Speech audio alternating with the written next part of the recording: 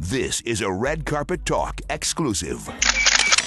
I'm Katie Dix with Red Carpet Talk, and we are inside the Laugh Factory here at the Tropicana Hotel and Casino, about to interview Murray SawChuck, Vegas' newest headliner.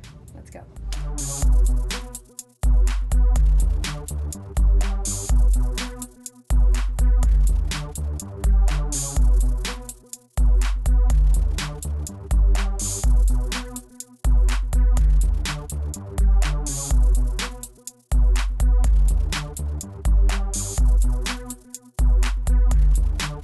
All right, we're sitting with Murray SawChuck right before he goes on. We were lucky enough to have him come and answer a few questions for us before your show. Yeah, I'm excited to be here. Thanks for coming in. Last minute, you know. Thanks. I've never seen it empty in here, so this is kind of a cool... I hope I don't get to see it empty tonight Well, we either. hope So not. that's That the would be- idea. My fingers are crossed. That would be horrible. All right, now you have been doing this a very long time.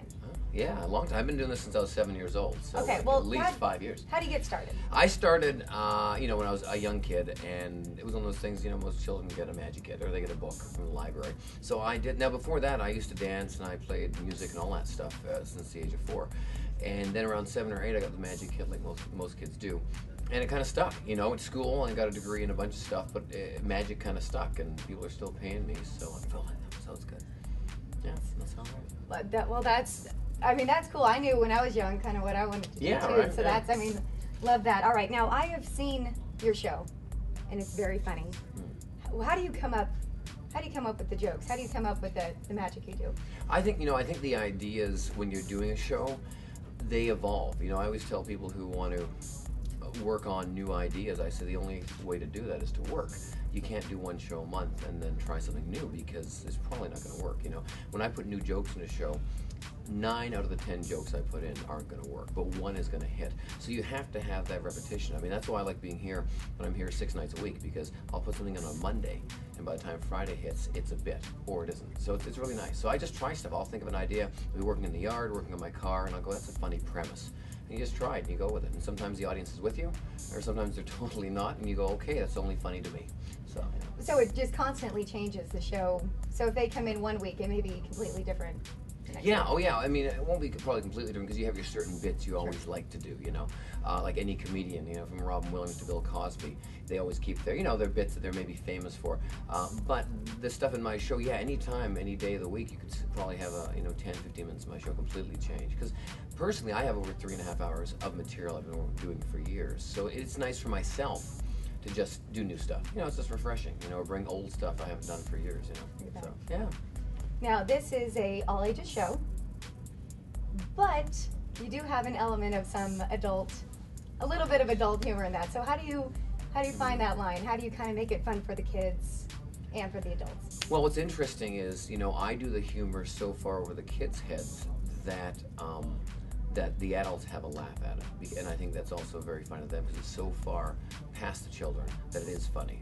Without, I never swear on my show, I never do any of that, but the jokes are understandable by adults where they're not understandable by kids. And what's interesting is you get the odd parent who are extremely conservative, and they go, I cannot believe you said that.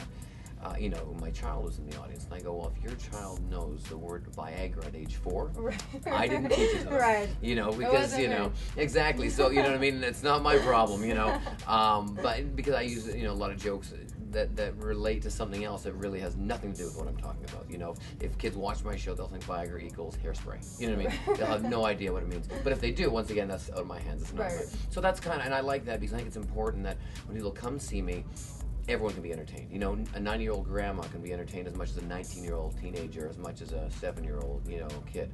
So that's really important, and I think it's a stronger demographic, and be more commercial. All right, now Murray doesn't know this, but I used to be a magician's assistant. Really? I did. I lasted about a week. How did that work out? Well, not too well. I was horrible at it. So you work with a lot of assistants. How do you find a good one? What makes a good female assistant? I think what's really important in an assistant that works with you is that they have to understand that they're working with the headliner. And I'm not talking about me, I'm talking about anybody.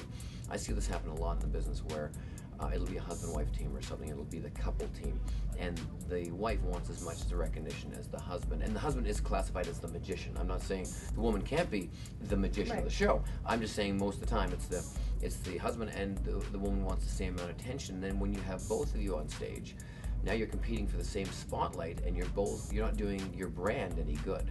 You know, my mentor, his name's Mr. Electric. He lit light bulbs for a living, 50 years, and his title is he went around the world 50 years with a light bulb and a blonde. And he's with his wife for over 57, 58 years, and she knew her role. She knew when she should walk on stage, when she needed to misdirect the audience. She was stunning, and when she needed to get the heck off stage so he could do what he did, so they could pay their mortgage. You know, it was a really amazing teamwork, and it's timing. You know, it's almost like watching Donnie and Marie. I mean, they're brother and sister.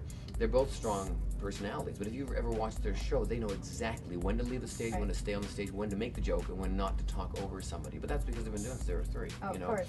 So that's important. You know, as an assistant, when somebody's trying to help a magician, the best thing you can do is realize you really are the magic. You're the secret weapon, and less is more. The less you're used, usually the more effective you are. Like if you watch this show, Chloe's in the show, and when Chloe's in the show, she's only on for when I need her because she's so attractive and so stunning. No one else looks at anyone else except her when she's on stage, which is wonderful.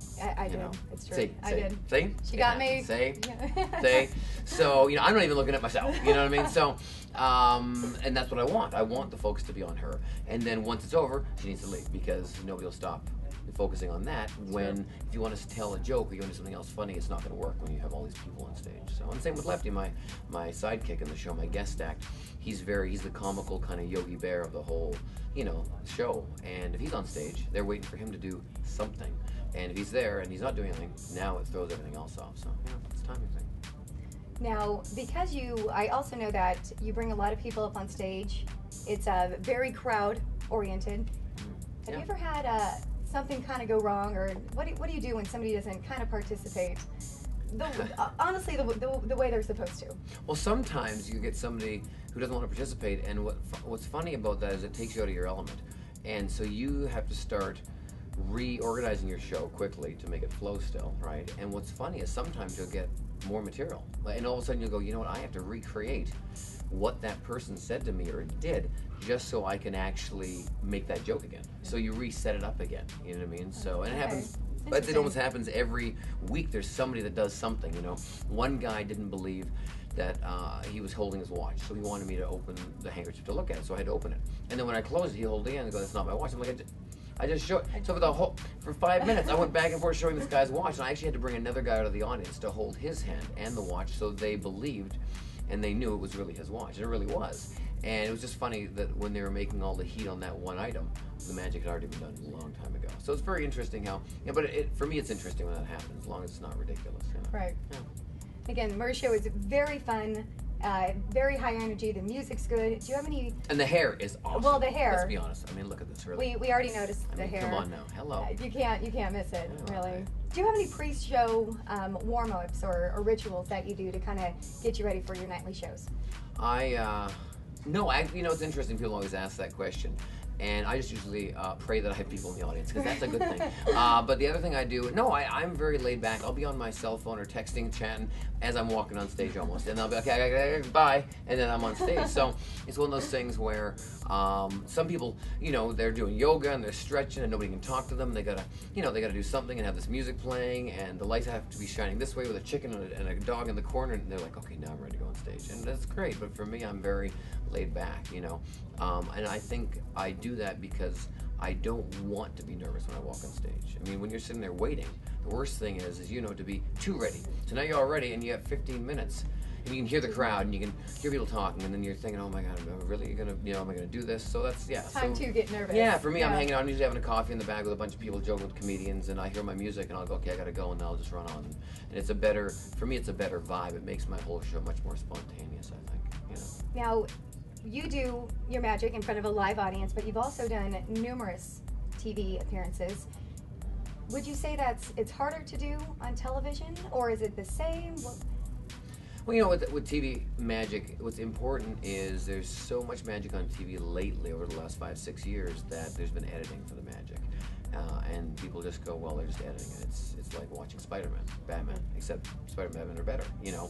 So what you have to do is when you do, at least when I do magic on TV, is now I have to recreate that I am doing this as if you would see it live. And it's true. If they see what they see on TV, they'll come to my show and see it exactly the same. I mean, there's nothing edited that they're missing. You know what I mean? So, like when I managed to train on America's Got Talent, the great thing with that show is there was a live audience. There's no lying. It is live, you know, and everyone knows that, and they're not a paid audience, you know.